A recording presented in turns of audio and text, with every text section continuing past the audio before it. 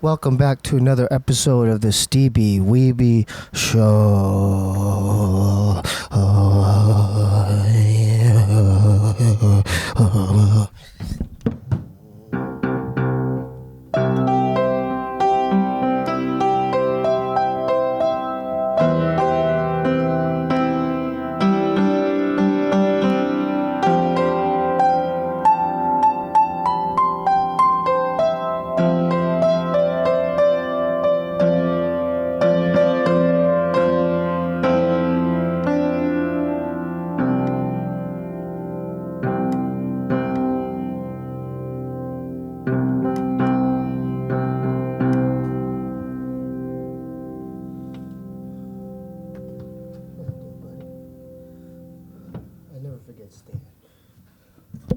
We have a very special guest tonight. He's from the OG groups Shapeshifters, Visionaries, OMD of Mexican descent. Please welcome 2Mex. You can clap too? I mean,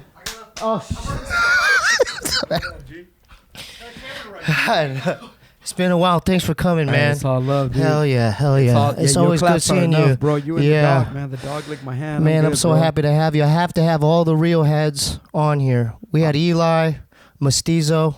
Oh, he's like my brother. Yeah. I love JJ, man. So and then finally we have you. Yeah. Oh man, I'm here, bro. I looked up to you and Gino back. I learned a lot from you guys because I worked at Amoeba and then I drove Gino home a couple times. You know when you lived down there. Yeah. When it was you and D-Ski lived together. Yup, in Baldwin Hills. Yeah. Windsor Hills. Yeah. And then you guys did a lot of work. Oh yeah, I ended up living there. I mean, D-Ski still lives there, but I ended up.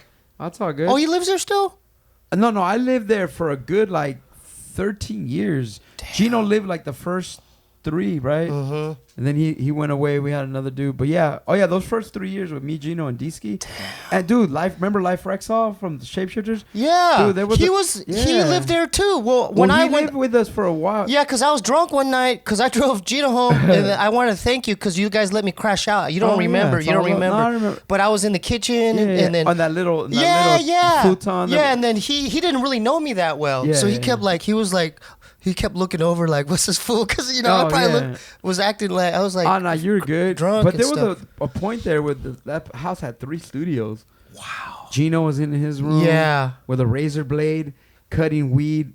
Also, finally, because he was broke, so he had never seen a dude take a fucking razor blade and cut the smallest bowls allowed and shit. He could turn a 20 a sack of weed. Prolific. Oh, you too. He's the inventor of Cuddy. Yeah. In the Crev and shit. Yeah, In the Crevico. How many albums you guys both have put a lot of albums at this point now. How many?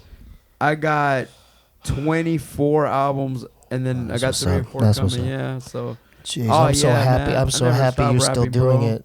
Oh yeah, man, you got it, man. Because it makes me I'm okay, they're still doing it and you know what I'm saying? Because I quit. I'm like, there ain't nobody checking out my stuff. I mean, you know what I mean? We all go through those periods where you're like frustrated, dude. I remember many a friend always being like, man, if by December, if my shit's not cracking by Christmas, you know what I mean? And fools would just quit dude, sometimes life is more important, man. You gotta you gotta get yourself right, or people get married, they get a lady. All the that's what's up. Or they get a job, dude.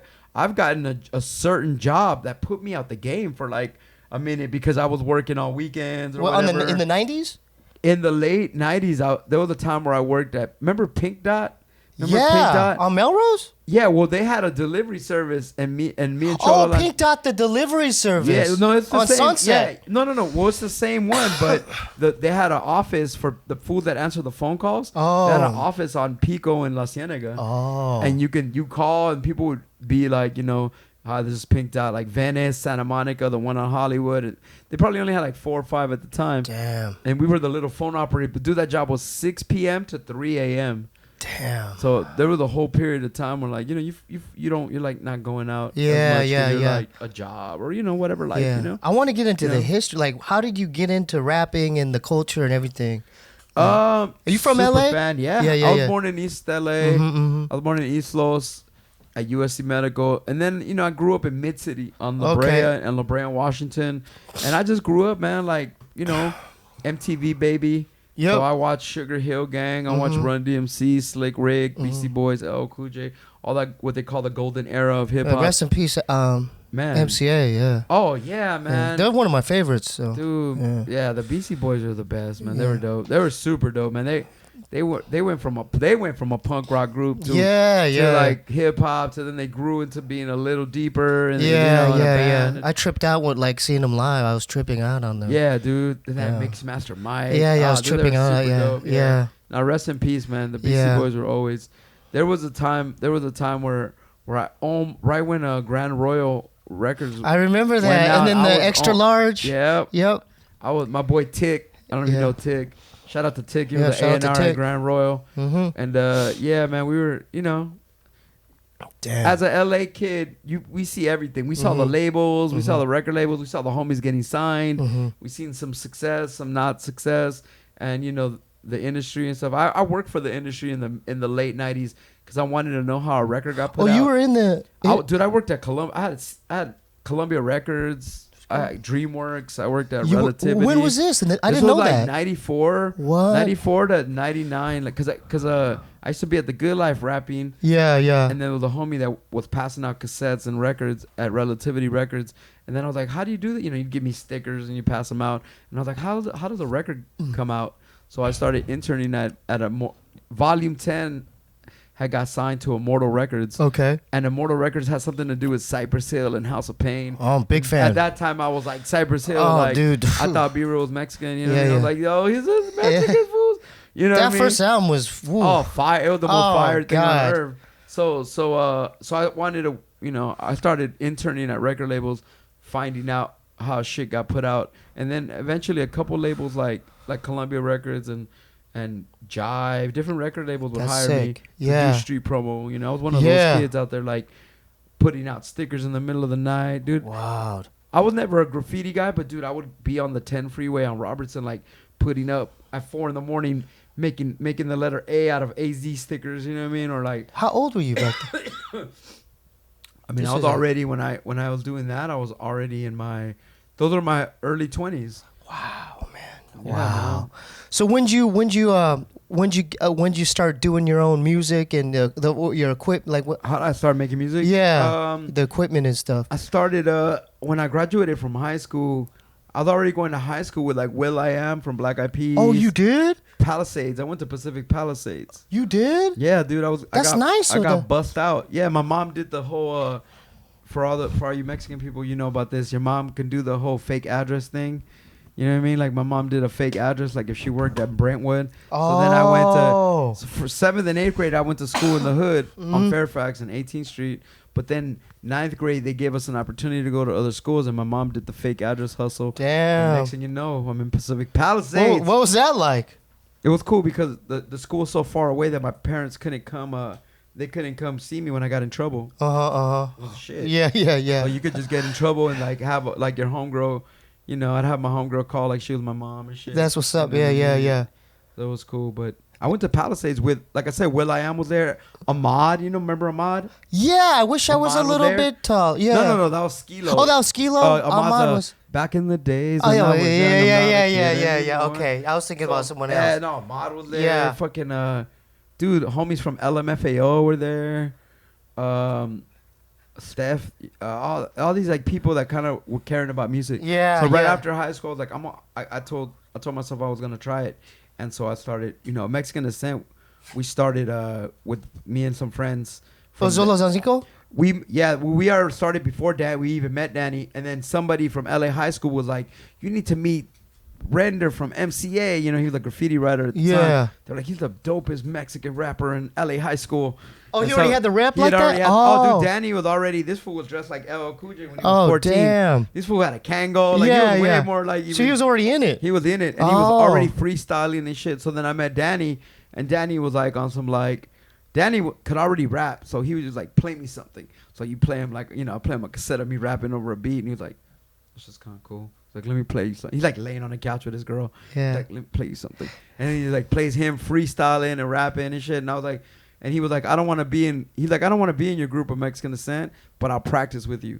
And so we just started practicing together. And then he fused into, that group had 4 people, and then it was him. So it was 5 of us. 5 went to 4, 4 went to 3, and eventually it was me, Danny, and a DJ for a minute. Damn. And then the DJ was married, Mm-hmm. and his wife was on some like, you'll never, this shit's, you know, his wife was kind of Just hating on it, kind of. Yeah, like oh, his man. wife was like, dude, she kind of regretted it later in life because later, like years later, she's like, y'all actually did it. Y'all actually went around the world. I was like, yeah, I told you, we tried. Like, what are you gonna, you know? So he kind of bowed out because the lady, you know, dude, when you're married and you have kids, that shit is way more important than hip hop. Taking care of your kids, job, paying your bills. That's you got real. a lady, and hip hop is awesome, and fantasy and bitches and all this shit.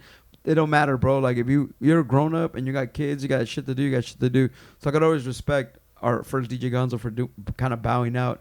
And then me and Danny just clicked after that. Yeah. And then me and Danny went all over we did everything, man. That That's led what's to the up. Visionaries and all the other. So crews. it was first OMD, then Visionaries, then Shapeshifters. Mexican Descent was Mexican Descent. Yeah, was my. So that was in the 90s. Yep, that was Mexican Descent started in 92, and then we were doing our thing, and then I met the Visionaries in 95. I met Redmatic through Rocco from Dilated Peoples. Oh, that's what's up. Yeah. We used to go on Fairfax and Melrose. We used to go up there, and this famous graffiti writer named Hex, Mm-hmm. he had the hip hop shop, and it was like. It was on Melrose, It was right? right I across the street remember from that, Fairfax dude. High, Yeah, they yeah. sold Dickies and Yep. pens and And shit. he Yeah. sold records. I worked at Jamba Juice on Melrose. Oh yeah. Yeah, remember the Jamba Juice? Yeah, I worked there. Oh yeah. We were always on Melrose. Beat nonstop and Fat and then the Beats Coffee Bean later. Workman's. Yeah. Oh, dude, I would go to there was that comic book shop. There's like a comic book shop. I would pick up comics. There's another little record store that had all the like. I was really into British new wave and shit like that. So, you know, I like on that Melrose too. all I the like time. English beat and the specials, all that. That's my shit. Yeah, bro. yeah. I love what they call the new romantics. All Yeah, that. yeah. Cures, Smiths. That's All the that best. emo shit. That's the dopest songwriting. Depeche you know? Mode too. I mean, I love Depeche Mode too. I saw Depeche Mode at Dodger Stadium. Yeah. It was fucking hard. So yeah, just shit like that. But the beat, the hip hop shop, that led us to like somebody giving that was a place to go rap. Like he had a microphone booth, right? He had a DJ, and then he fenced off like a batting cage. You had this batting cage that you had to step into. You had to like get into it like a kind of like a wrestling thing. Yeah. And you were in this batting cage, and That was a if vocal you go, booth? And if you go in there, that's where you had to rhyme. So it was really dope because we would be like, I want to rhyme in front of people. So you go to this. You had to go into the chamber. Yeah. Walk into And the then chamber. rap, dude. And then that's where people started rapping. And you know, once I got out of high school, we just try to make the thing with my group of Mexican descent was that every single time we rapped anywhere at a house party or anything, there was always somebody from the first time we ever rapped in a backyard party. Somebody was trying to manage us or sign us. So Yeah. So it was like we just had this very crazy luck where at the beginning when we were You very had raw, help. we always had like Wow. Yeah. Who made the beats? Who produced for you guys? At first, you want to hear the crazy shit? Yeah, Our first producer, yeah. bro, when I was 17, is DJ Khalil, who produced Why does that sound so Jay-Z, familiar? 50 Cent, Self Scientific. Oh, You know what I'm how'd talking you meet this? How did you meet him? We had a homie, an actor. I went to high school with my homie Arif Kinchin, who was like a voiceover actor. ASK, they call him ASK, the rhyme scheme. And he was the first rapper he's one of my best friends. And he was one of the first rappers that I ever seen have a notebook. Like he literally had a notebook of rhymes. Like he was like political raps. And it was like, fucking fight the power shit. Yeah. You know what I mean? No one wrote back then? No, but when I was 16, I never seen like a buddy of mine have a big ass notebook Just filled with of rhymes. Like, yeah. yo, these are my party rhymes. Like he wasn't, you know what I mean? He was in the movie. He was like an extra in the movie House Party with Kid and Play. Yeah, I remember that. Yeah. So then like he was ready. He taught me a lot about organizing or like getting your shit straight. You know what I mean? Yeah. So I like started writing rhymes like crazy and like organizing them and putting them in notebooks. And Cholo Lancinco was he was such a better rapper than me when we both started, or when I started, because he was such a good freestyler. So I kind of jumped in between that and the Good Life Cafe. Yeah.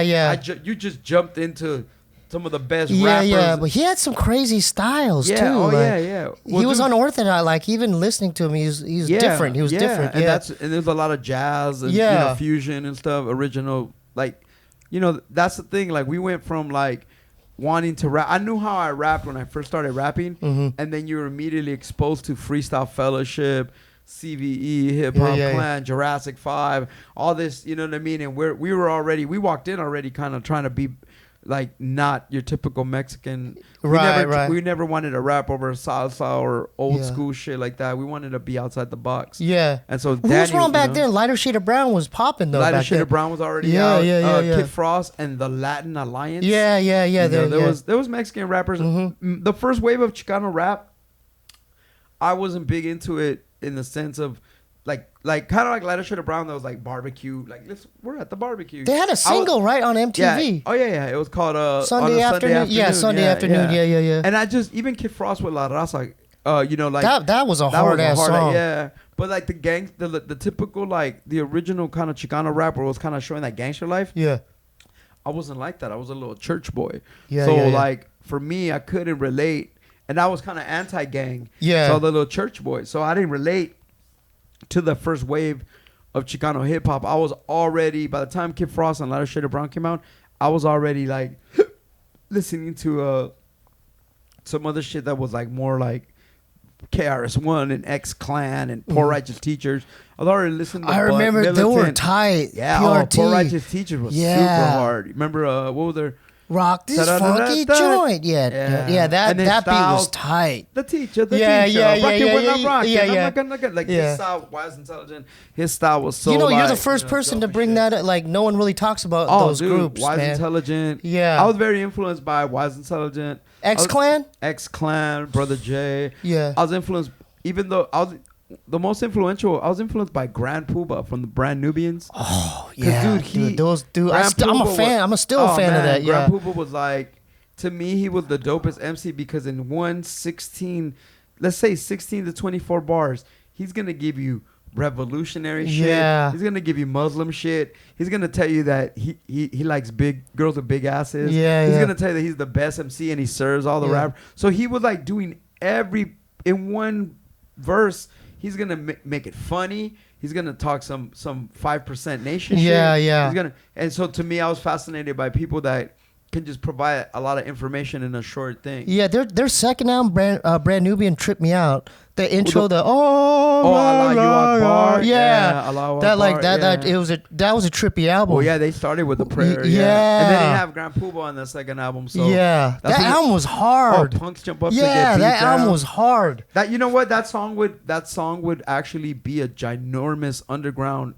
It's a classic. No one talks about that. Well, I'm gonna tell you why. Yeah. Why nobody talks about that? Yeah, hell yeah. Because we live in because unfortunately, we all know that in the 80s and the early 90s, you could still say the word faggot in a song, and it would not. They just edit it. But in the world that we live in now, if you listen to that song, one day when I was riding on the train, I see these two kids talking, and homie's like, that the Nubian rain had fallen. Yeah. This kid's got my goat like a murder that they brought. So I get them on a swagger and and I can make the man out the world drop him. I'm a bad man. He's bad man. We're black, and when it comes to dropping bombs, so I'm with that. Yo, I can freak, flow, fuck up a faggot. And they goes, don't understand their ways, and I ain't down with gays. Something. So back then, that's like the Muslim 5%. I'll give you two other examples of that. Is Dana Dane. One of the greatest Dana Dane, right? Yeah. Dana. His other hit was called Nightmares, and it was they used to play it on K-Day every hour, and it was like a fucking 6-minute song that they would play every hour. But that song also, it doesn't have staying power because in that song it says, Yeah, you can't. So you're saying you can't do that now? No. Well, I'm saying that some of the language that was used in some classic rap songs, because they're like they say faggot or they're kind of homophobic or hate speech. Like at the time. I mean, it was everybody had their own opinion. Yeah, and they're coming from this Muslim stance. Jamaican like MCs are like Bati Boy, this and that. You know what I mean? So there was this whole kind of. That's your opinion on shit, but a lot of those songs never transferred until now times where like you hear gangstar songs, but you're not gonna hear a song like that because it says that. You get me? And that's those are the little dude. Those are the little reasons. I mean, I'm gonna give you an example, man. In the '80s, All Day and Night on the radio was a dope ass song by. Do you remember? If you're down with Kid Frost, do you remember High C?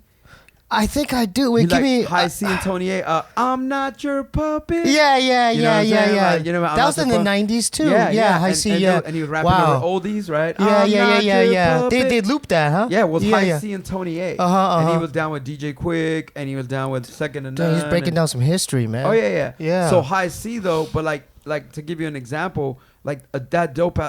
I'm not your puppet, right? Or like these dope ass songs, they're dope as fuck. But if you listen to them, there's like something where he's like, you know, you're smoking crack, 15-year-old girl smoking crack, and now she's selling her ass, for fucking crack. And they're trying to tell real stories. Yeah. But in the telling of real street stories, homies, there's a verse where he's saying like, me and my homie both fuck this crackhead 15-year-old, you know what I mean? Like, it's just crazy. So you can't say that now, but back then you were like, and she was fucking me and my homie. That's like reality rap, like real. I mean, it's real, but like we don't know, like you didn't know in the 90s that saying a word like fag or something like that was gonna fucking mean that your song is not getting sold 20 years later. You don't those thoughts. Okay, I'm getting what you're saying now. Right. As PC, so that's what I'm saying. Yeah, that's interesting. That's interesting. I've done little things like that where I'll be like, man, why isn't this song blowing up? And then I'm like, oh, because he's talking about. Said that. Yeah. You're like, it's like, you ever heard the Stray Cats? Remember the Stray Cats? Oh, yeah. You know what I'm talking about? Stray Cats, running on the Stray Cats. I'm a feeling Casanova. Well, dude, their third single on their first album was called Sexy and 17.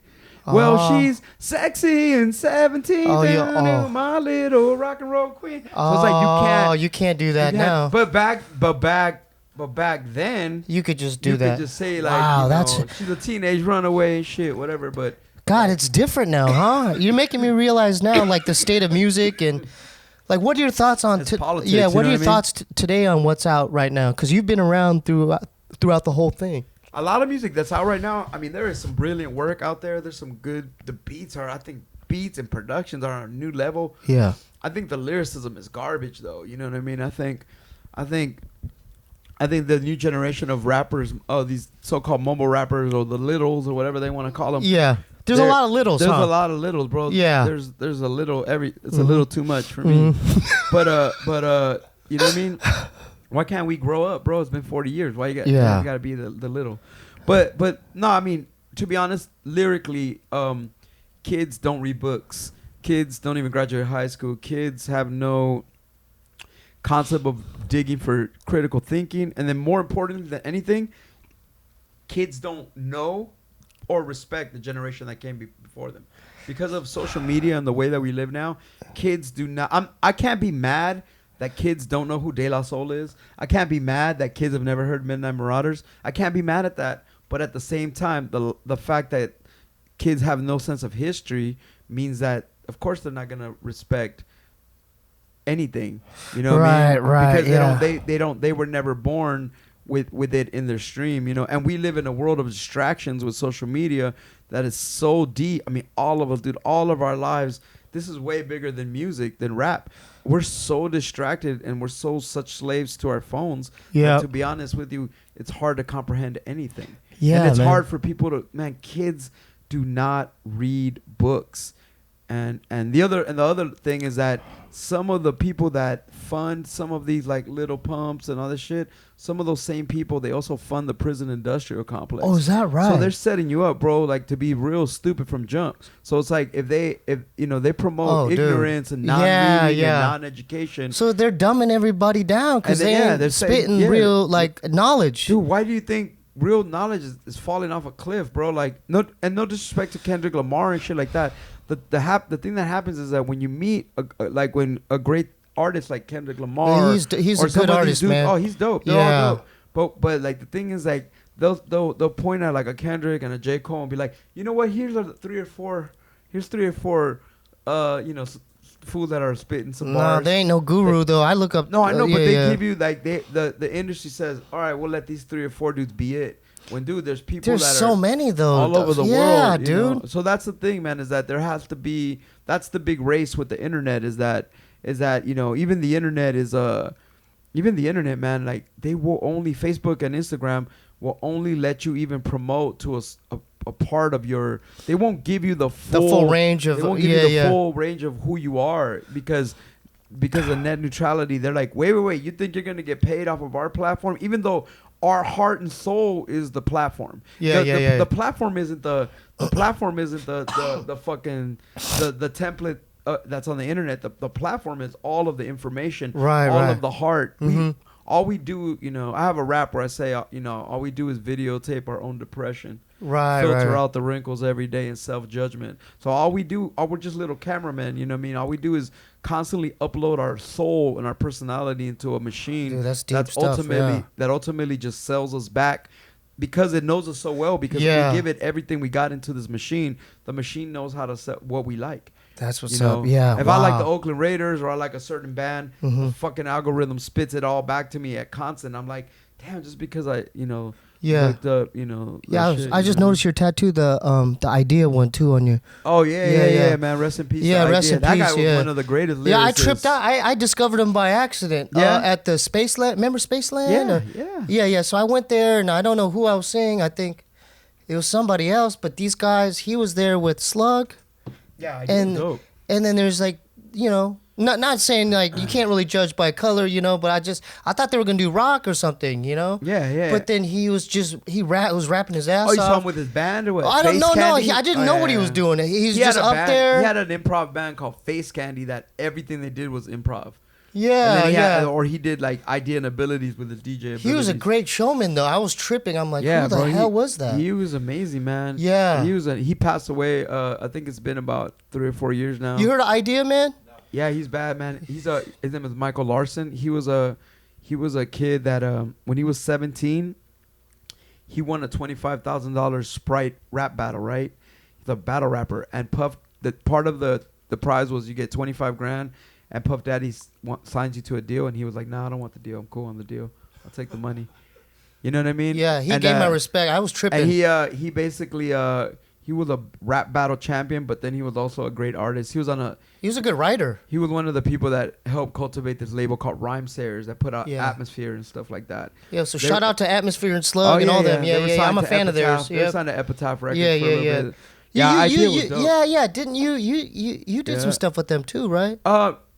With that, you know what? The dude that when Epitaph was on a rant to sign underground rappers, the dude that signed Atmosphere and Idea and Sage Francis, that guy's name was Andy. That dude called me and was like, "What do you think? You think I should sign Atmosphere?" I'm like, fuck yeah.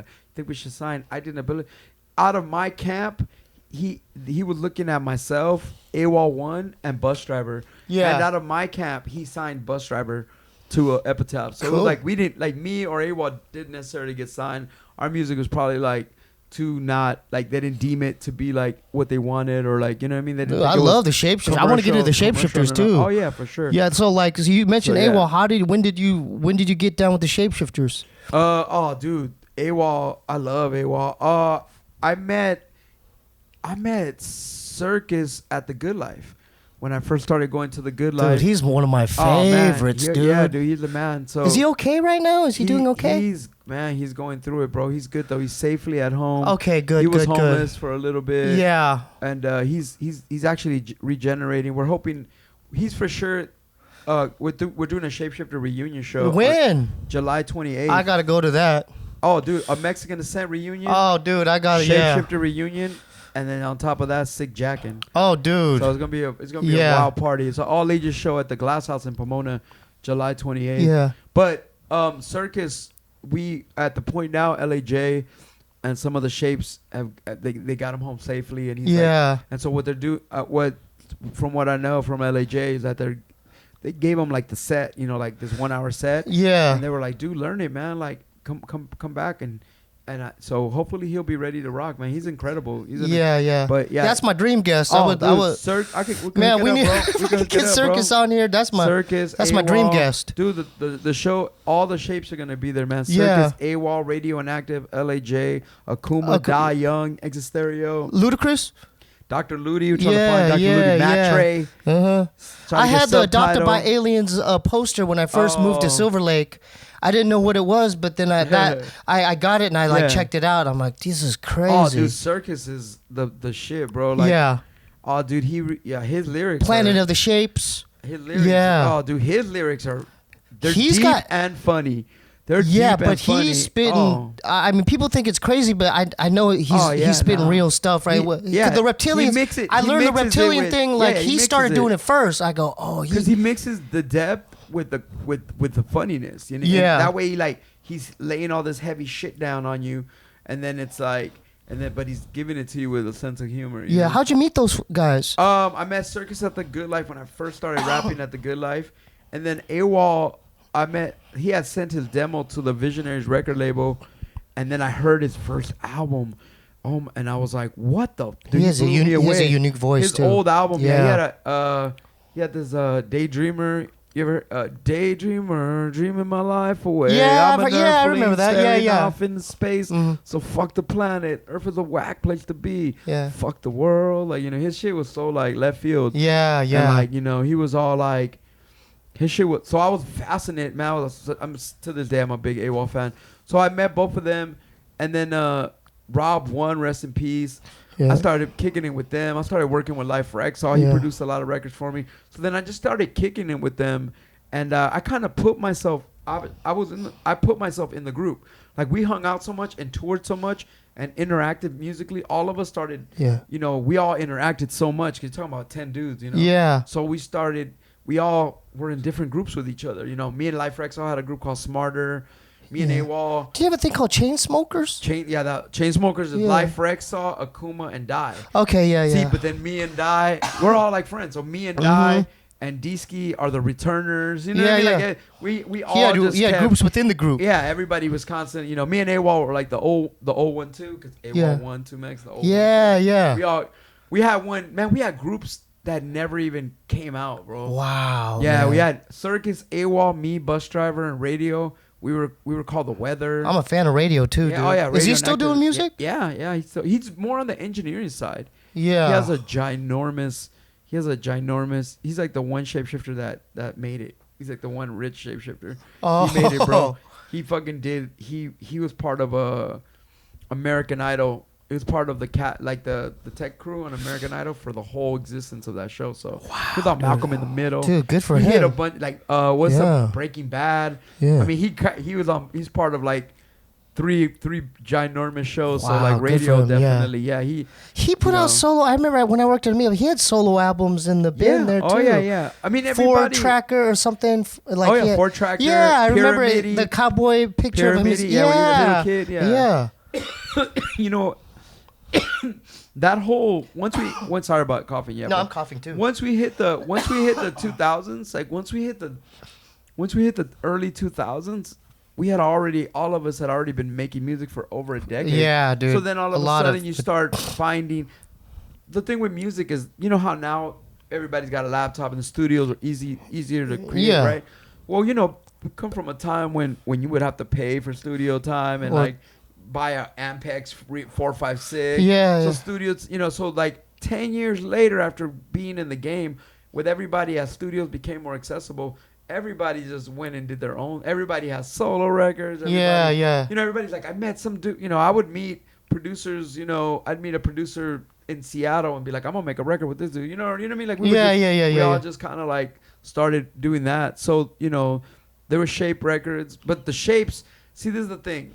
With no disrespect to the Visionaries, because the Visionaries are all my brothers and shit like that, even OMD and all that. The Shapes was actually the one group I was in where we were all in the group because we were friends. Right. Like the priority of like Visionaries was like, yo, record label, we're putting out this record, it's gonna be marketed and all that. I used to bump galleries in Arizona, Oh yeah, man. Well, Shapes is more like organic. Shapes is everything was like. The way you guys created it? Oh, right. Well, dude, a Shapeshifter song is going to... One day... It's going to be a lot of verses. When you record a Shapeshifter song, that day that you dropped your verse, you might think you were on a song with 2 other people, but then 5 weeks later, the song has like 8 rappers. 8 rappers, dude.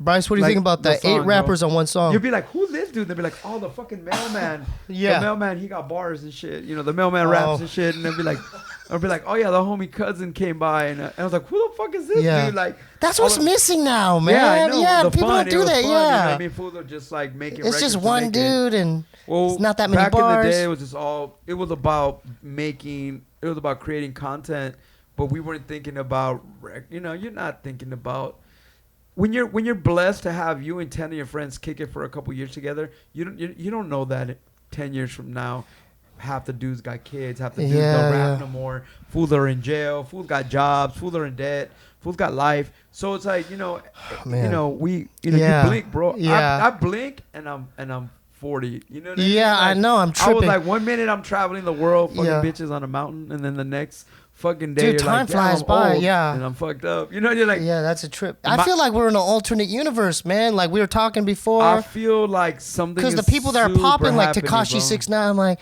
you know what I mean? Like all the people that are popping, I'm like, where are we at? Trump's president. The youth is gravitated towards energy. Yeah. And these fools make high energy shit. Yeah. And they don't give a fuck about the lyrics, the intellect. That depresses me, man. It depresses me too. And that's that why really we look like. Because I put a lot of effort in it, man. That's why we look like old men shaking our fists. Yeah, yeah. I don't want to be that guy, but man. No, dude, you have to be that guy. That's the thing. It's are like, you gonna let? I love this stuff, man. Dude, let me tell you, how am I gonna let a child that doesn't even know what it's like to live a life of traveling the world and blessing? How am I gonna let somebody that's never read a book dictate to me what is dope? Just because. Exactly. Let me tell you something. That's man. a good point, man. I'm gonna tell you something. One time I was in Paris, right? We were doing an interview in Paris at a college station, and the dude told us, "Look, man, the Shapeshifters, we know that y'all never sold any records. Like, we know that y'all not the type of group that sells 20,000 records or anything. But to who it's important to, your music is as important as dude. Whatever, you know. And that's the thing, man. When it comes to our culture, this is only important to who it's important to. Right. Instead of trying to beg the universe to like what we do, let it be important to who it's important to. That's a really good attitude, man. That's a really good. Yeah, that's a good perspective. It's not an attitude that's gonna make you a gang of money. Yeah, but it's the realest attitude I could have about the shit, because I really just like, I can't beg someone to like my shit. I can only make it to the best. That's what's up. Because when people like it, they like it. Bro. Yeah, like, yeah. My fans got my face tatted on them. You know what I mean? Yeah, yeah. They're like devoted to you. Yeah, yeah. I'm like, I'd rather just wait and have people that really fall into my wavelength. You know? That's what's up, man. And like how many? So you've done, besides Visionary, Shapes, and OMD, you've done solo. Yeah. A gang, man. The Mind Clouder. Dude, I remember they had a big thing like the Shepherd Ferry thing of your.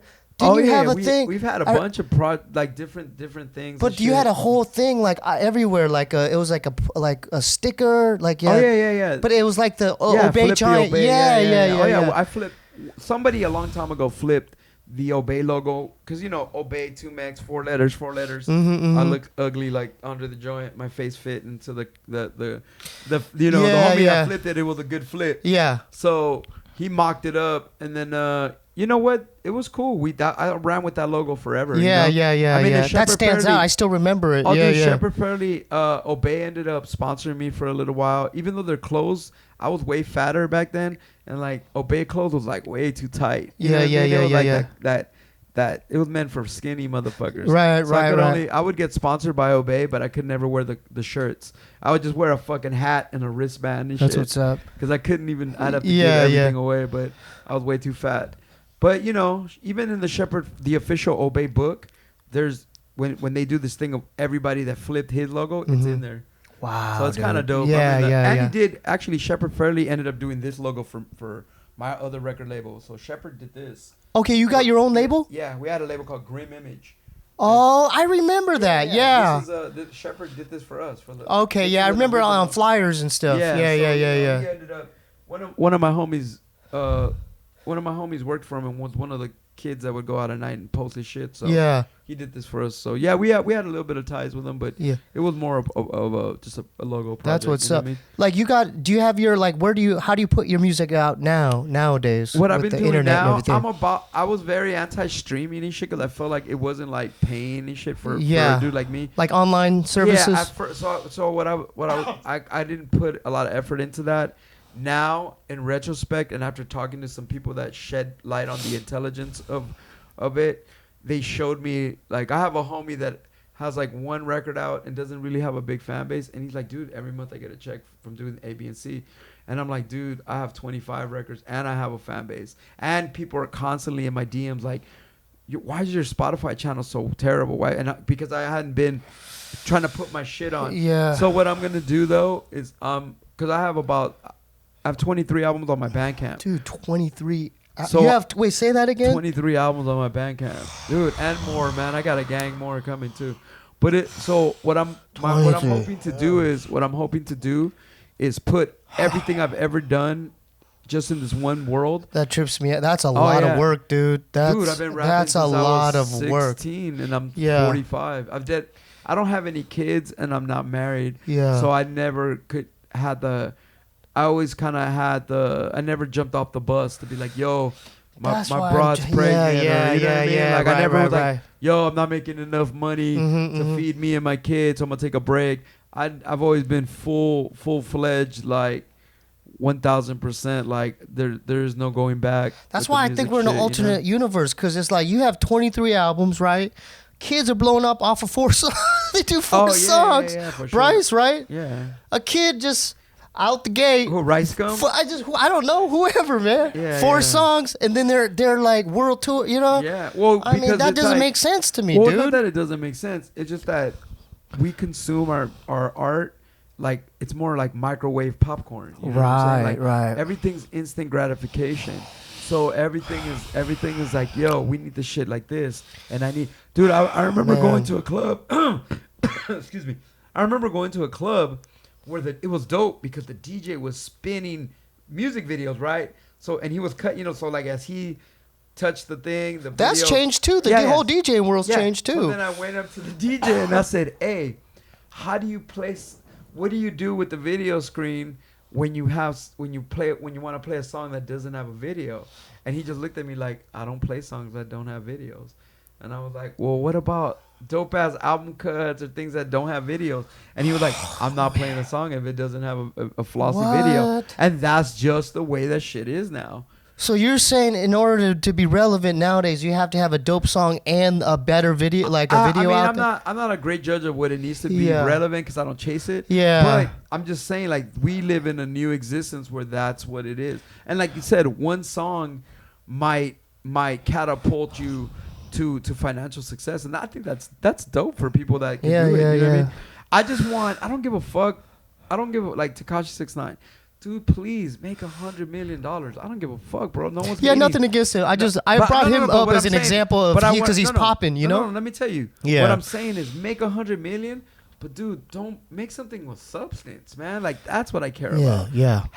We don't practice critical thinking, and if we're not practicing critical thinking, then the next generation is gonna be way stupid, man. Yeah. I was almost gonna be in that movie. You ever seen that dope ass movie by, oh man, what's that? Idiocracy. You ever seen that movie? I didn't see that movie, bro. Oh really? Dude, I like the part that my homie Big Citric plays. He plays the big chubby Mexican dude that's like with the president. That was gonna be my part, bro.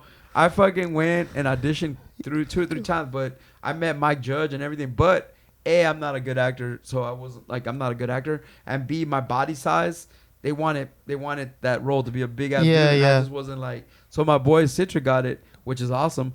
But like I wish I would have got that part just to be like, fool, I'm in Idiocracy, just to show you how fucking stupid this shit is. Yeah. Because that's where I think we are, man. I think we're just in a world where like.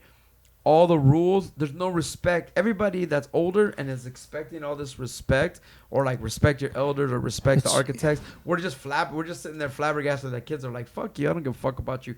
I got my own camera.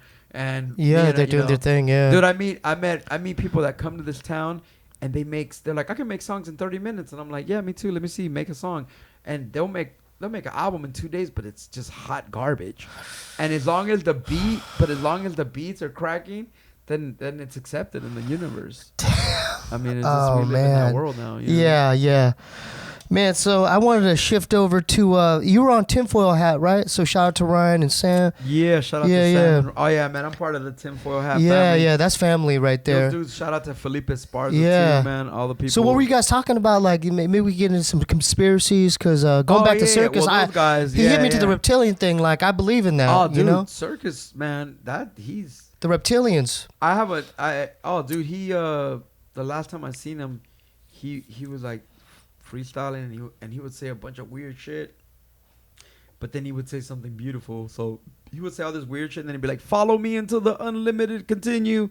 You know, one day the power elite will fall at the feet of those that have the least to eat. You know what I mean? Like he'll say beautiful shit. Yeah. So, but you know, the Shapeshifters, if you guys are interested in the Shapeshifters music, I would Check say them listen out. to Was Here by the Shapeshifters, and then maybe listen to Adopted by Aliens. Yeah, that was Planet of the Shapes Planet too. of the Shapes. Yeah. And it's very it's just like wild, frenetic, anti-conspiracy energy mixed with hip hop, sci-fi too. Sci-fi. Yeah, very very I mean, dude, Circus has music his music is amazing, bro, and the level of it is he's a genius. Oh man, let me tell you. Can I tell you about my favorite Circus song? Yeah. Circus has a song and it's called he has a song called Fuck a Tow Truck, right? I don't think I heard that one. Yeah, watch check this. So it's called Fuck a Tow Truck. And the whole song's about him talking about like, fuck this tow truck, man, giving me a ticket for whatever. He explains in one song how getting a parking ticket from the tow truck led to him getting a ticket, which led to him getting a warrant, which led to him having to go not paying the warrant and having a bench warrant against him, having to go to jail, and then losing his car, then losing his job, and all this because of fuck a tow truck for fucking giving him for whatever, right? The tow truck fucked him up. And after 8 minutes of fuck a tow truck, the song fades out and another song starts called Fuck a Meter Maid.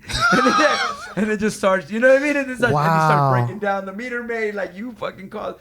And so Circus's music is like a modern day Frank Zappa. Yeah, he's Frank really Zappa highly experimental. Yeah. And highly. it's not, and it doesn't really focus on like lush production. It's more very raw. Yeah. Because it all comes from like 8-track worlds. Yeah. Is he still recording? No, like I said, man, we the LAJ, they found Circus.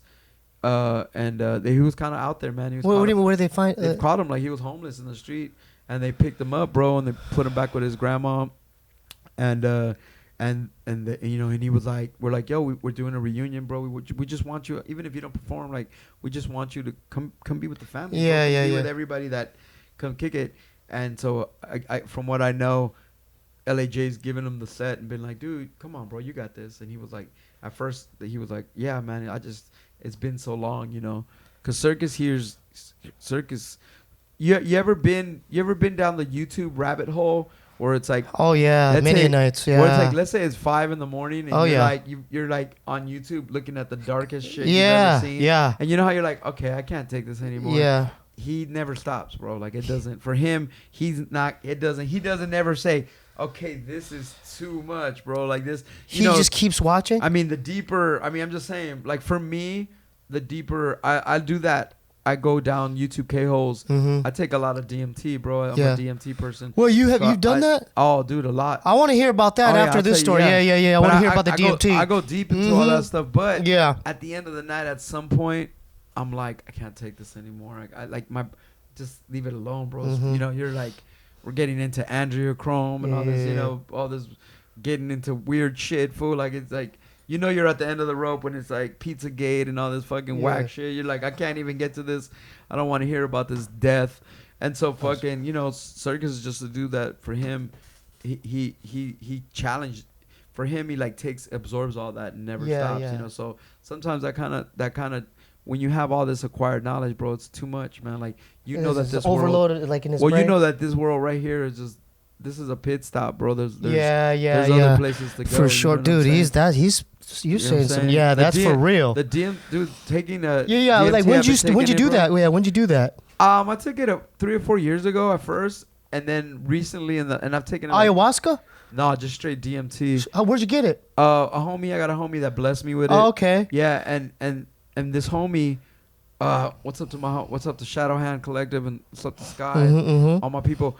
My homie that blessed me with it, he actually gave me like a fair amount where I could kind of test it and not have, I've been blessed with it where like here's a portion, but I was blessed with something, let's say like 12 portions. So then I kind of, for myself, I started taking it. No, well, I started like taking it once a day to see like what I can take, I had a couple of breakthroughs, man, what they call breakthroughs that were amazing. Like, yeah, I want to hear about that. Oh, dude. Yeah. I'll tell you about the breakthrough. Yeah. It's so hard. How long does it last? 10 minutes. Okay. It never lasts anything more than 10 minutes. And then your mind goes somewhere like... What happens, I'll give you 2 examples. Yeah. The usual DMT, the usual trip, you hit it. You're supposed to hit it 3 times, but you hit it. You smoke it? Oh, I smoke it. Yeah, you put it over some bud and you smoke it. It looks... Yeah. Oh, dude, it's chemically and it looks kind of like crackish, bro. Yeah, I don't fuck with it. It looks like... It's like that off-white. It looks like Yeah. crack. It's not nothing to be proud of looking-wise. Mm-hmm. But you take it and it's like... It's very... I explain it to all my friends is when you have a breakthrough, it's like hitting a slot machine. Like if you won $100 grand on a slot machine, but it's like a spiritual slot machine. So it's like hitting a spiritual slot machine. But it's like bling, bling, bling, bling, like all the colors and all that. Dude, it literally. Wait, you see it or is it in your mind? You close your eyes and lean back, and then you're in blackness, and then it's all this parade of color and sensation that I've never. Dude, you see that and you're like, what am I doing here, bro? Like this room that I'm entering right here. Like when you go through those 5 or 10 minutes of a DMT trip, you enter into another place. So then when you come back home, when you come back and snap out of it 10 minutes later, you're like, how do I get that? Like I want to get back there because, it's just another portal. And you go to another portal and it's beautiful. Like all this beauty is shown to you, all this colors and textures that you can't even believe. Jeez. And then it kind of goes away. It just lasts about 5-10 minutes for me. Yeah. And then you literally snap. You can feel that you're like, oh, it's over. It's like you're on a ride and you're like, yeah. Oh, it's going away. Oh, it's and then you just wake up and you're like, oh, it's over. But they were like, it was awesome. And then you can't really take more. If you try to abuse it, it'll tell you not to. It tells you like if I took it and had a great experience and 15 minutes later I try to take it again, nothing will happen. I could take it 3 more times. It's a waste. It's just like, no. Oh, yeah. I've heard stories. Do you have an alien guide? I'm not one of those people that have seen the little green creatures. That people say they see these creatures, these like little gremlins that show them stuff. I get shown the stuff. I don't believe that I see the creatures, but I get shown. Man, it's like, dude, it's like a slow spaceship in front of you of like colors. And then if you like, I'll give you an example, man. There's like this beautiful color spectrum, right? So if in my mind I say to myself, dude, that blue and red is so nice. If I say that to myself, it'll switch it away. It'll take it away from me. Now everything's black and gray for a few seconds. Well, it's like the questioning. For me, it teaches. This was my first experiences were this. Something beautiful comes out, right? Like this, like something beautiful. So then your mind wants to be like, that's a beautiful, what is it?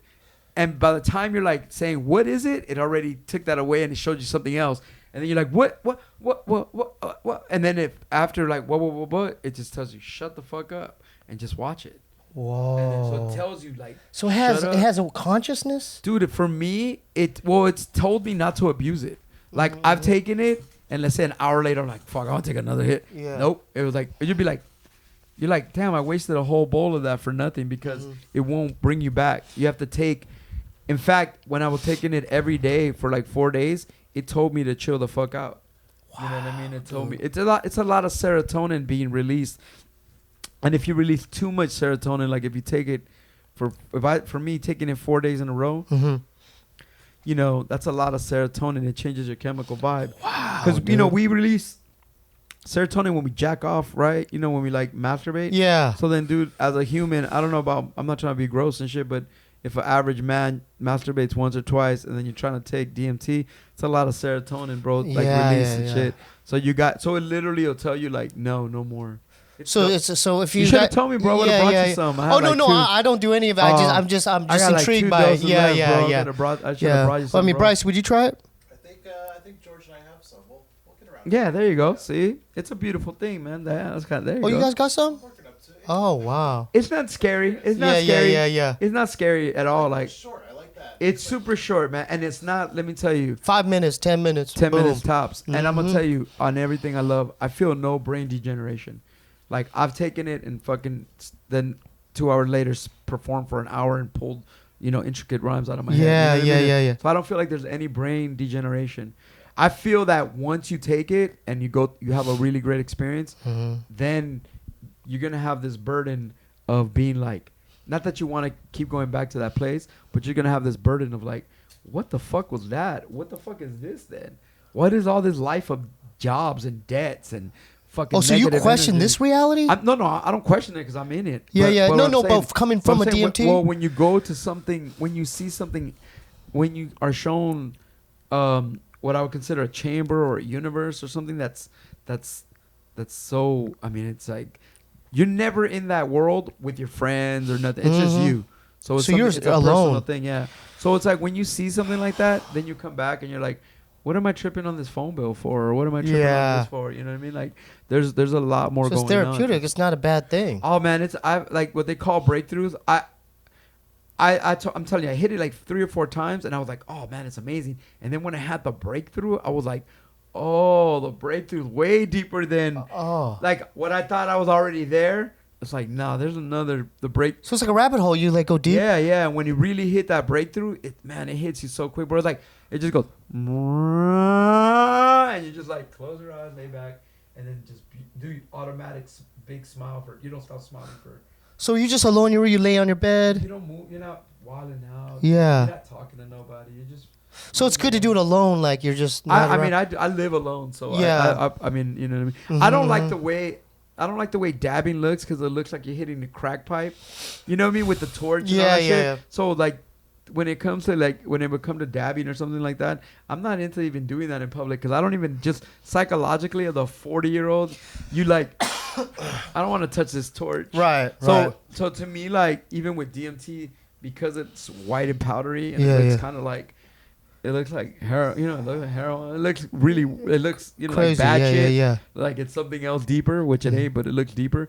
So it's something to do privately because it's not something to like. Dude. I'm not like trying to stand up as an activist for it. I'm just saying that my experience with it is pretty positive, and it kind of has me changing my view on certain things. Oh, that's interesting, man. You gotta try it, bro. What's different about the breakthrough? Was there anything different?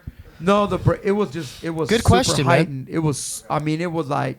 Like I said, if on the not breakthrough highs, I'm seeing this like, oh man, look at those beautiful colors, look at all them patterns, and I'm seeing the same shit, but it just intensifies. It's like random. You don't know. Oh man, it's like it speeds up a little bit, but then it hits way hard. You just feel it, dude. You feel like you feel it in your soul. You feel it in your soul, man. You're like, oh whoa, damn, because it's not a feeling that it's similar.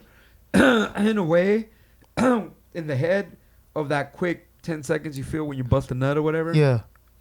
So it has a little bit of euphoria like that, like if you're busting a nut, I guess. And that's obviously, for most people, one of the best feelings ever. Mm-hmm. So it's kind of got that feeling, but it doesn't really stay. It's not sexual like that. Right. But it's just euphoric like that. Wow. So amazing, dude. Dude, it reminds me of kind of like if you bust a nut. I've sat at the house like, is there a way to... I've sat at the house. I need some assistance, though. I need like a lady to help me. Yeah, but I was just like, is there a way to like hit it and come at the same... Like I was trying to like combine the swords and shit. Like, yeah, I mean, like, is there a way to... But I need some assistance, bro. These are thoughts I have by myself. Wow. It doesn't work to do it by yourself. That's what's up. So you live by yourself right now? Yeah, I live in San Bernardino, man. But I grew up I grew up on La Brea, man. So I grew up in the neighborhood. Yeah. I remember driving down there. Yeah. Oh, yeah. You know, I used to live. Yeah, the house. Yeah, the house. Gino lived. Yeah. I lived there up until 2 years ago. After what happened to me with the leg amputation. Yeah, like, is it cool to bring that up, man? Like as far as what you went through, man? Because I'm sure like the community was like on alert and everything. Man. You For know, those people that don't you got know, a lot of support. Oh man. Yeah. Support. So what was it like going through that? I didn't want to. Was incredible, man. that support was the most beautiful thing Yeah. ever, man. Yeah. No, a couple years ago, I was slipping into a coma. I was like an undiagnosed diabetic. Dude, I didn't take care of myself for shit. Dude, I would drink a gallon. I would drink a 2 liter of Coca-Cola a day. I was a notorious sweet tooth, dude. I ate a whole cheesecake. I'm a fucking fat ass, bro. And I was addicted to sugar. And so I started falling the fuck off, dude. I was slipping into a coma. I went to the hospital. Oh, man. And they had to, in my right foot, my foot was so far gone. I had gangrene. And they were like, we got to cut. They were trying to save my foot, but they're like, we got to cut your leg off, bro, because if that gangrene gets in your bloodstream, you're dead. Damn, and so dude. I was like, cut it. And so I was amputated under the right knee, whatever. Damn, dude. Oh, it was crazy, bro. Yeah. But it was insane. But you know what, man? The hospital, the energy that I got from so many people, man, I actually healed faster than they cut my leg off April 26th, and August 13th I was walking. I'll get in a prosthetic. Wow, you know what I mean? Like the energy was dude. so out of control. The people's will and the people's prayers and my family and everything. Dude, I healed faster than I should have. Wow, they dude. kicked me out of rehab, dude. I went to a rehab facility to heal, and in a week they kicked me out. They were like, You're good. I was like slamming. I was like hitting old people with beach balls, playing volleyball and shit. I was like, fucking, you know what I mean? Like, I was so determined man, to what get a the blessing, fuck out of man. there. Yeah, dude. Because I mean, what's that do to someone like as far as like coming out the back end of that? They used to bring me. They were like when I was in the hospital, they was bringing like the clergy over to talk to me, like if I was gonna be depressed, and dude, you probably did some music, right? Man, the hospital was so cracking. My hospital was so cracking. I had 8 to 30 guests a day in my hospital. They had to and thank to all the people at Arrowhead Medical, man. Like, they told me that they'd never seen a man receive so many flowers. Like, dude, my room smelled like flowers so much that it healed me because the flower smell was better than the smell of death, And I would get so many flowers and balloons that every day we would basically give the flowers and balloons to other rooms. So the whole hall smelled like we were lacing all the other rooms with flowers. Wow, and everybody came to visit me. People donated. At one point, I had like 30 G's in a GoFundMe, man. People like Immortal Technique and Necro and Slug and all the rappers, bro. All the DJs, New Mark, J5, Repmatic, Visionaries. Everybody like helped and all the positive energy made me heal faster. So I never had a chance to be depressed. You know what I mean? Yeah. I'm not I'm an emo dude when it comes to my songwriting, and I'm depressed about the world that we live in. But me personally, I don't have any plans to die. I love myself, and So sometimes my writings get people are like, "You're okay?" Like, and I'm like, "I'm fine. I'm just writing." I'm a poet. Yeah. So I'm writing dark shit, but I'm okay. I'm not gonna die. So sometimes people on the internet, they take my writings a little too seriously. I'm just trying to be artistic. Mm-hmm. I'm just trying to be a content creator. You know, that's what's up. Yeah. But sometimes my shit is a little too. Well, that's a blessing because you could create more. You have more time to create. And that's what's important, man. That's important. Yeah, dude. I mean, look, I'm realizing that now. Look at your shows. I was looking at your I'm page, tripping. Bro. Yeah. Think about from when you started, dude. How many shows you got in the can? This is 64. Dude, 64 beautiful moments with. Dude, I was working at Coffee Bean, dude. No, but what I'm saying is, though, think about the catalog that you're creating, bro. Yeah. Like you know what I'm saying? Like the guests that you have, like all of the collective energy. You know what I mean? That's happening, like. That shit means a lot. Well, it's not about me. It's about cats like you, cats like Satch, Eli, Mestizo. Yeah, but it's about the this brother right here has to do this. Like, this guy. This is the reason that it's happening. He's a good dude right here. And you're the reason it's happening. Yeah. You know what I mean? So it's like it's a blessing. Well, it's not about me, like I said, Alex. It's about a platform. I just show up. Cats come over, the homies come over, we talk. I want to promote their stuff to the fullest. I want to make people aware and like educate them on like cats like you. Yeah. Cats like But it's beautiful that you're creating content for your legacy. Cause that's you know what I mean? Like we live in a world where like nobody gives a fuck about what's on TV. Everything is like, what is the new cool shit that I need to see that's gonna be in my shit? Right. As long as we're excuse me. That's cool. As long as we're continuing the oral tradition of talking about things that have matter and have worth to us, then we're documenting history. So we're all playing our part. What you're doing is creating digital books. You know what I'm saying? What do you think about that, Bryce?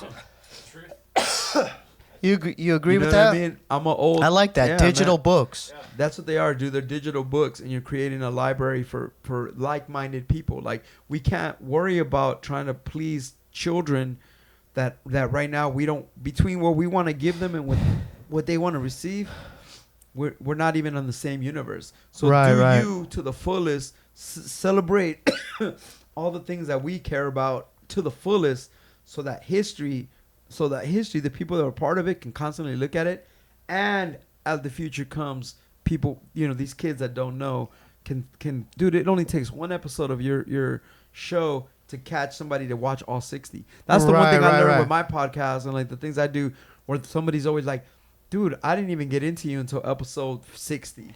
And then now I can go back and peep shit. You know what I mean? So, hey, where could cats check out the I have a podcast called the 2Mex Hologram Podcast. Oh, that's dope. It's on platformcollection.com. All right, check that out. So say that again, the link. The 2Mex Hologram Podcast. Yeah. Kind of like, remember they did a Tupac hologram?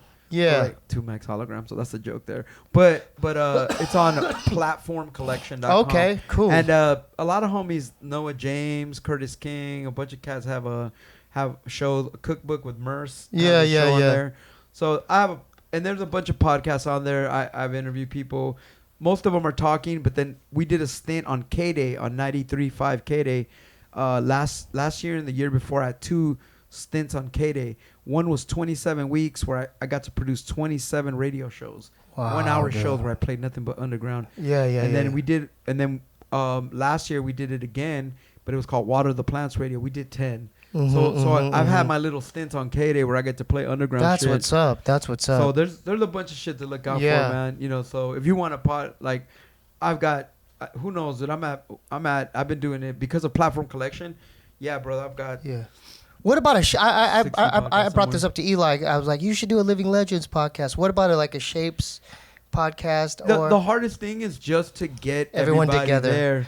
Because, you're talking about a bunch of 40-year-old men with wives and bills, and everybody's got, when you're young, I mean, this, think about it when you kicked it with your brother, or when you kicked it, even when you kicked it with your boys on tour. You said you had that band in your tour. Yeah. It's like you don't get to see everybody every day. Yeah. Some people are more busy. Some people are more. And so, that time is so golden that it's best to preserve it and document it, because it really matters to who it matters to.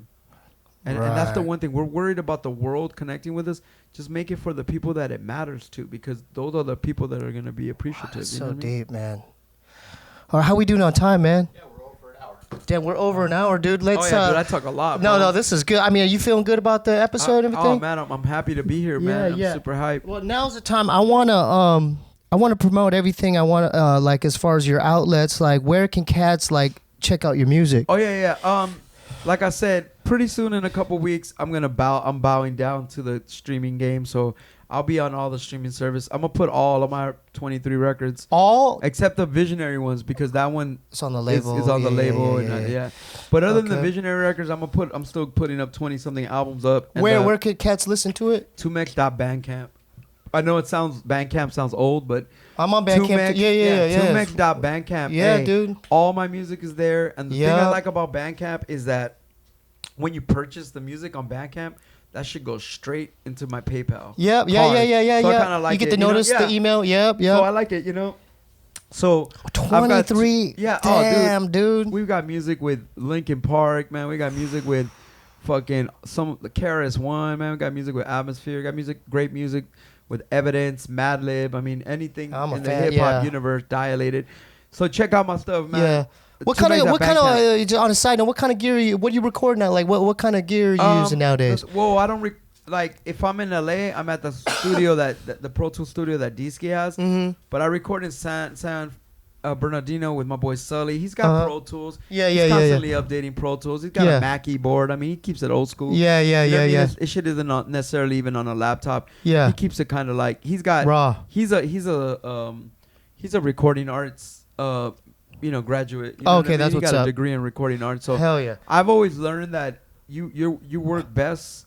It's like the better the people are at every component of what you're doing is the best, dude. So like to me, like I trust the fuck out of my producers. Mhm. I trust the fuck out of my beat makers. I trust the fuck out of my videographers. You know what I mean? I'd be like, you do you, dude. Like you only as good as the people that you're surrounded with. Right. So I work with my boy Sully and D-Ski. Those are my two little studios. Shout out to D-Ski. Oh yeah, man. Shout out to D-Ski. Yeah. I hit him up earlier. Yeah, But, yeah. Yeah, a fucking. Oh, what about your Instagram, dude? Oh yeah, my Instagram is 2mex OMD, 2mex 2MEX, and OMD. Yeah. Of Mexican descent. That's what's up. Yeah. And, You got a show, don't you? Got a show coming up too? Yeah, that's what I Yeah, did. yeah. That- Let's talk about that. Oh yeah, I'll talk about Yeah, that. yeah. On July 28th, Yeah. we just spoke about the Shapeshifters and the Mexican Descent, Mhm, which are two of my old bands. Mm-hmm. Well, on July 28th, Saturday night in Pomona, California, we're having an all-ages show at the world-famous Glass House, which is Oh yeah, for we did us. a show Yeah. there. We did You a remember that festival Glass- there. Yeah, we Did did you? a Monchi did a festival. Yeah, we did a show there. dope venue. It's Yeah, a classic. yeah. It's a classic punk rock and hip Uh-huh. hop venue. That venue means a lot to the Shapes and of Mexican descent because throughout the 90s and the early 2000s, we played there, and we've had a lot of great moments there. Yeah. So I wanted that venue because I wanted a real venue. I want it's a real venue, bro. Yeah, the sound yeah, system, yeah, the yeah, security, yeah. everything's. It's a big, famous- dude. yeah, That room's that's big. what we're trying to promote. We're trying to pack 800 people in there, man. So it's a Filiano from Long Beach, California. My boy Filiano that was from Disciples of the Sick. Incredible talent. Mhm. He's the opening act. Then of Mexican descent, Cholo Lancinco and myself with a Amazing. full band. With the full With a band? full band. We're going to be performing. Who's the band? We got Cholo Lancinco had this incredible band. Yeah. Oh, a You Mexican know, be a descent. dope collab. You and Chicano Batman. Too. Oh, dude. Dude, that would be I got sick. to do one song. I got to do one. You ever heard of that Music Tastes Good festival? It's in Long No. Beach. It's in Long Beach. 2 years ago, I'm playing it this year too. But 2 years ago, I got to rock a jam with my boy Rudy Down, and the lead singer of Chicano Batman was played on the song. Dude, with they're us. getting big, They're bro. dope, man. They're bad. Yeah. Yeah, no, they're bad. The dude that made that dope video, one of their breakout videos, he just hit me and was like, "Yo, I made this video for Chicano Batman. Like, let's make a video." So That's dope. I'm gonna work Yeah, on yeah, videos, yeah. man. But Mexican descent with the full band for an hour. Check that out. Get your tickets, man. Where could they get the tickets? Ticketfly. Just go to ticketfly.com and they're only $20. You say the date again? July 28th, Pomona, California. The world famous Glass House, all ages on a Saturday night. That's what's up. 7 p.m. to 12 maybe. Damn. And the headlining group, on top of that, besides the Shapeshifters reunion and the Mexican descent, the headlining artist is Sick Jackin from Psycho Realm. Oh, he's So I had he's to get. dope. We had to like. Doesn't put he have a thing with Everlast? Yeah.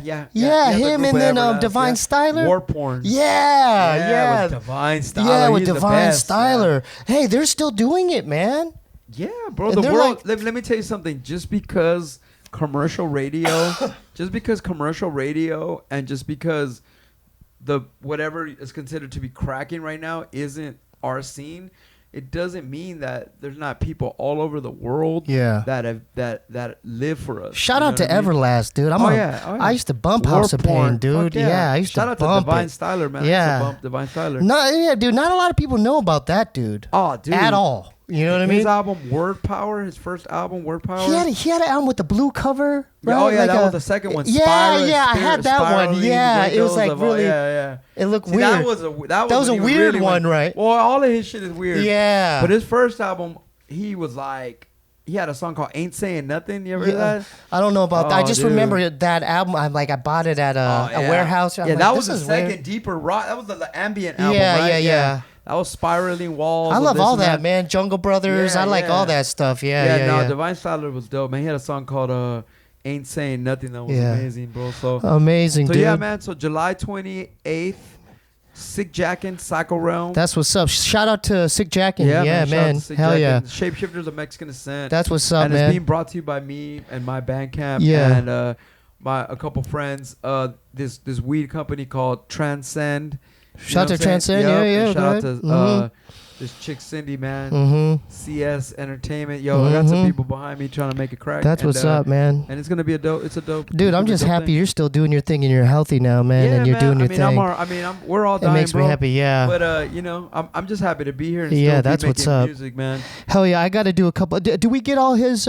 Yeah, do we plug everything? I'm good, bro. You good? Super plugged Okay, in. I got to plug some stuff. Yep. And we have a sponsored thing we have to do, right? So shout out to the new Patreon. I do have a Patreon, guys. So if you like the show, support the Patreon. We lose some, we gain some, but it's at what is that? Patreon.com/Steebee Weebee. Shout out to the new Patreons, Jenny McGhee and Cameron Ira. Jenny. Yeah, check out my Bandcamp, Steebee Weebee Bandcamp. I'm working on a new album too. Yeah. Because of Eli No Can, and then I'm getting inspired. I'm getting inspired. Like they're all dropping albums. I'm like, I want to start working on some new stuff too. You had No Can in here, huh? Yeah. So I'm starting slowly. It's marinating. So look out for that in the future. It's gonna take me a while. Follow the Two Bunnies Instagram. Monchi, the band, we're looking for some more shows. So if you're a booking agent, we still want to do more shows with my band Monchi. So we're looking for a manager / booking agent. If you guys want to book us, just holler at us. Wild Clothing is our new sponsor. I'm wearing this. What do you think about this shirt, man? WYLD, Wild Clothing, okay? And this is their website. I got to shout them out because they're showing love. Hell yeah. Go to www.wyldcc.com. What code do they type in? Okay, so if you want to check them out, which you should, use the discount code Steebee Weebee and you get $15 off the order, right? Is there anything else? Wild, WYLD. They got cool designs, cool outdoor gear, right? They got females, kids gear. What else do they have? They have tons of stuff. Wild Clothing, WYLDCC.com, okay? And so we're, that's our sponsor. And is there something that I missed? I haven't checked the P.O. box out, but if you wanna send something to the Steebee Weebee Show, 1425 North Cherokee Avenue, P.O. Box 1391, L.A., California 90093. We have an Amazon.com thing going on. I haven't really checked it in a while. I mean, we got to work on that, huh, Bryce? Amazon.com/shop/Steebee Weebee. So all the products that I endorse, make sure you go to that and then you purchase the items. Yeah. And then we're working on the website, right? As far as getting all the music on there. Yeah, so we're close to a new music website, right? Hang on, folks. Soon we'll be up.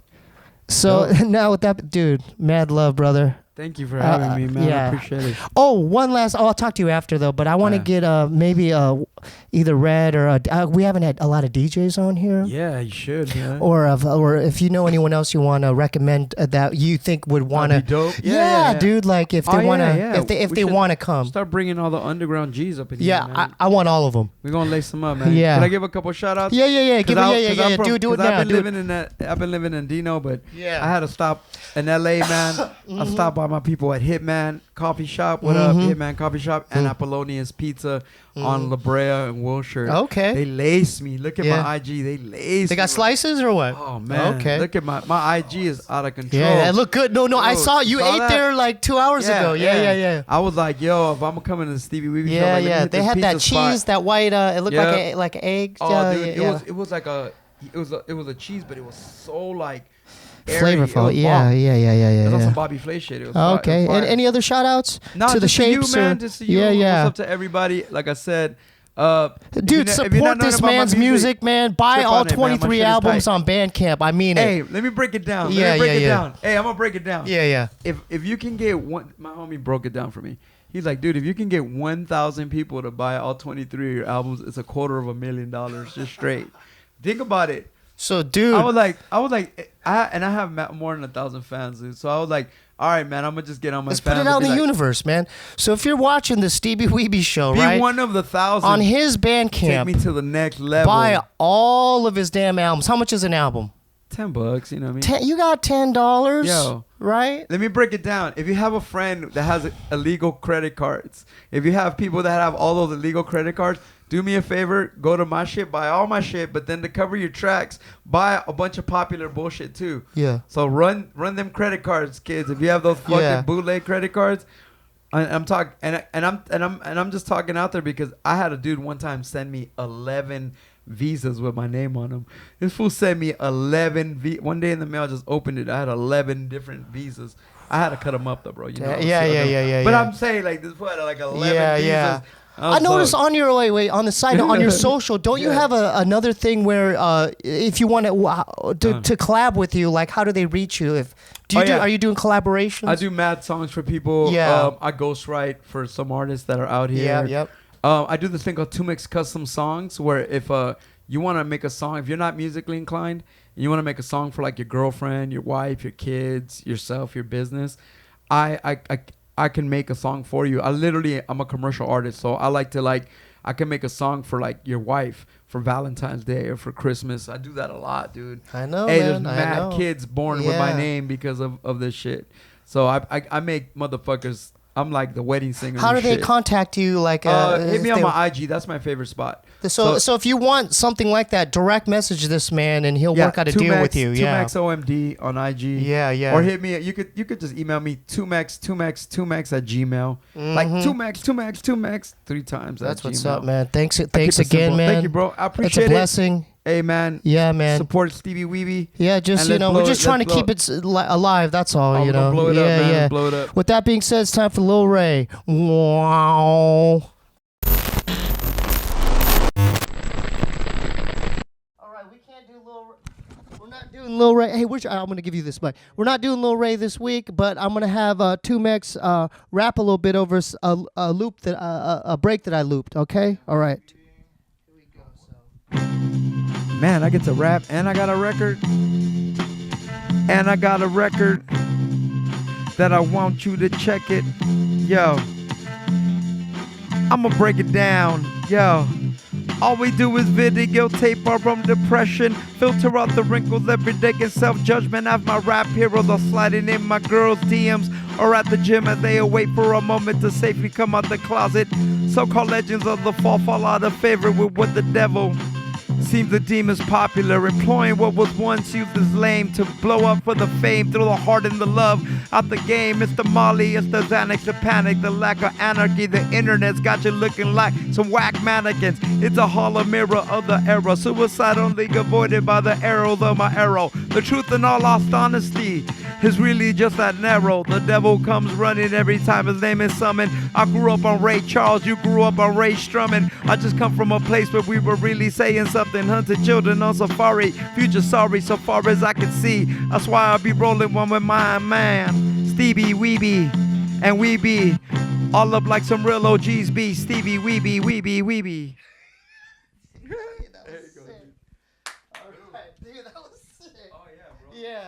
Yeah, that was just, I just looped that up real quick. Yeah. Oh, that's tight. Yeah. Cool, man. Thank you, bro. Yeah, man, that was cool. Good stuff. Yeah. Cool. Did you got that? Got it. You got the